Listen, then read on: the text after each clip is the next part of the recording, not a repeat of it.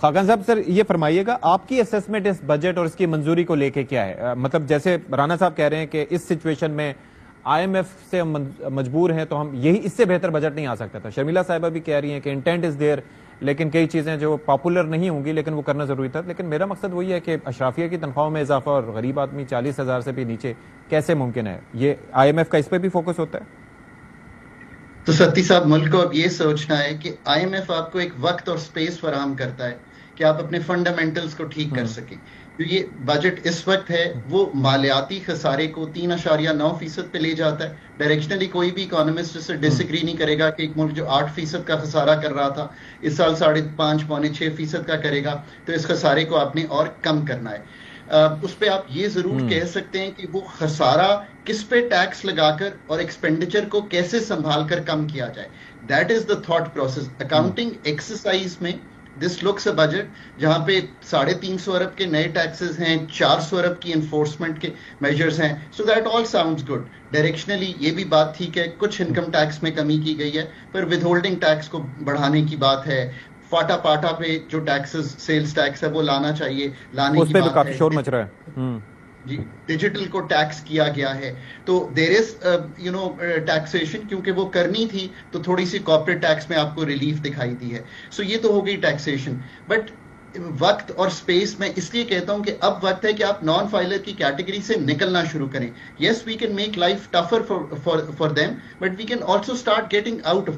Tax is a binary thing. ادھر ستی صاحب آپ 6 لاکھ سے اوپر ہیں اور آپ کو میں نے ٹیکس میں لانا ہے, یا آپ اس سے نیچے اور میں نے آپ کو ٹیکس میں نہیں لانا.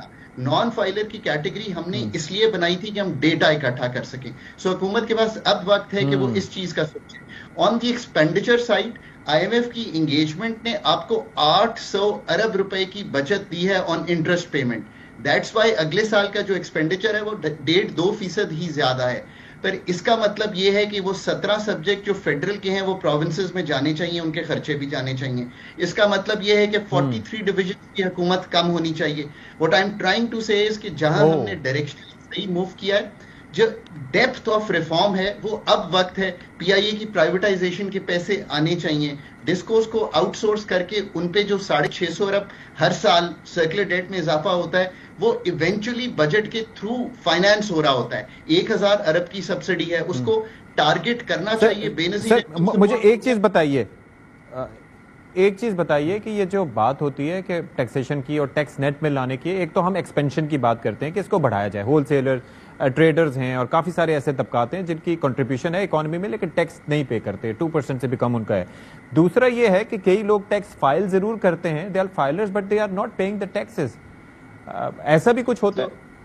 بہت امپورٹنٹ بات ہے. سو حکومت یہ کہہ رہی ہے کہ وہ جو 400 ارب کے ہم انفورسمنٹ پاورز لے رہے ہیں جس کی اریسٹ کی آپ نے بات کی, پاکستان میں ٹیکس گیپ بہت بڑا ہے. یعنی کہ what I owe to the government and what I actually pay to the government, what sales tax is collected and what is actually paid. So یہ جو گیپ ہے ٹیکس گیپ, یہ ایک اسٹڈی یہاں تک کہتی تھی کہ یہ 50% تک ہے کئی ایریاز میں.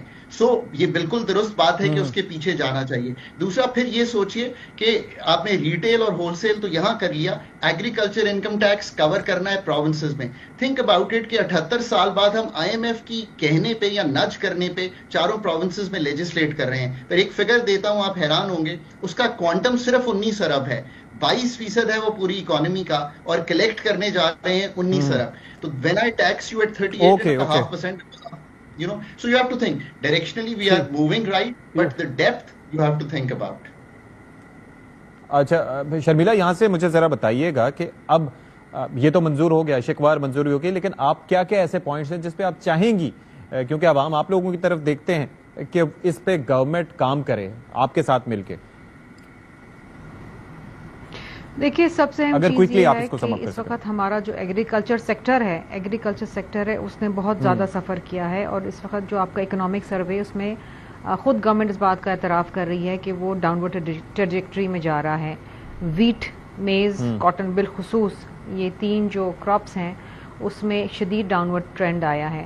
تو فارمرز کو بہت زیادہ سپورٹ کی ضرورت ہے, اور آپ کو یاد ہوگا کہ بلاول بھٹو زرداری صاحب نے اپنی بجٹ سپیچ میں کہا کہ جی ایگریکلچر ایمرجنسی لگا دی جائے. دوسری جو آپ کی سیکٹر ہے وہ لارج اسکیل مینوفیکچرنگ ہے, اگین اس کے اندر منفی گروتھ آئی ہے. یہ دو سیکٹرز جو ہیں ایگریکلچر اور LSM, ٹھیک ہے, یہ دونوں جو ہیں آپ کی امپلائمنٹ پرووائڈ کرتے ہیں. تو اگر ان میں ڈاؤن ورڈ ٹرینڈ ہے تو اس کا مطلب ہے آپ کے ملک میں امپلائمنٹ جنریٹ نہیں ہو رہی ہے, بلکہ اس کے برعکس ہے, لوگ غربت کی سطح سے نیچے جا رہے ہیں, جو کہ ورلڈ بینک کا فگر بھی سامنے آیا ہے 44.7%. اب بات یہ ہے کہ وی وڈ وانٹ کہ government works on these two sectors. ٹھیک ہے. رانا صاحب آپ ذرا روشنی ڈالیے گا اس پہ. واقعتاً بات صحیح ہے, -1.5 میں گیا LSM. PTI بھی اس پہ بات کیا کرتی تھی, آج پیپلز پارٹی بھی کہہ رہی ہے. پلس جو زراعت کے نمبرز تھے وہ بھی آپ کو پتہ ہے نیچے ہیں, اور پھر اس کے اندر وہ کیٹلز وغیرہ کو ڈال کے مینیج کرنے کی کوشش کی گئی تھی. تو ریئلسٹک نمبرز حاصل کرنے کے لیے 4.2% گروتھ کیا کرنا ہوگا آپ کو؟ دیکھیں, زراعت کے اوپر اگر بات کی جائے تو یہ جو سبجیکٹ ہے وہ کافی حد تک صوبوں کے پاس ہے, اور ویسے بھی اگر آپ دیکھیں کہ صوبوں کا جو ڈیولپمنٹ بجٹ ہے وہ وفاق سے زیادہ ہے. اگر سندھ کے ڈیولپمنٹ بجٹ کی آپ بات کر لیں, پنجاب کے ڈیولپمنٹ کی بجٹ کی بات کر لیں, تو وہ وفاق سے اب زیادہ ہو چکا ہے. دیکھیں, وفاق کے پاس وزارت ہے نیشنل فوڈ سیکیورٹی کی, تو فوڈ سیکیورٹی کے حوالے سے مینڈیٹ وفاق کے پاس ہے. وہ بھی تب ممکن ہے کہ سارا ڈیٹا, ساری انفورسمنٹ, سارے معاملات. یہاں پر ایک بریکنگ پہ جانا ہے, کوئی خبر کوئی آ گئی ہے. بہت شکریہ رانا صاحب, شرمیلا فاروقی صاحبہ اور خاقان نجیب صاحب. اور یہاں پر ایک بریک لیتے ہیں, بریک کے بعد حاضر ہوں گے.